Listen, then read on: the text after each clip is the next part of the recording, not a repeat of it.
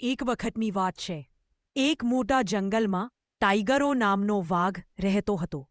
તે બહુ શક્તિશાળી હતું, પરંતુ સાથે થોડી અહંકારવાળો પણ હતો. તેને લાગતું કે આખા જંગલમાં એની સરખામણી કોઈ કરી જ ન શકે. એક દિવસ ટાઈગરોએ જોયું કે જંગલના બીજા ખૂણે સિંહ આવ્યો છે. સિંહ જંગલનો રાજા કહેવાતો હતો. વાઘને એ વાત ન ગમી. એણે વિચાર્યું, હવે તો લોકો એને રાજા કહેશે તો મારી શક્તિની શું કિંમત રહી? તેથી ટાઈગરોએ સિંહને પડકાર્યો, ચાલ, જો તું સાચો રાજા છે તો મને હરાવી બતાવ. સિંહે શાંતિથી જવાબ આપ્યો, હું લડવા આવ્યો નથી, પણ જંગલમાં શાંતિ રાખવા આવ્યો છું. પણ વાઘ સાંભળે નહીં. બંને વચ્ચે મોટો ઝઘડો થયો.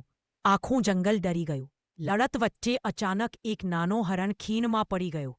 એ ચીસો પાડતો હતો, બચાવો!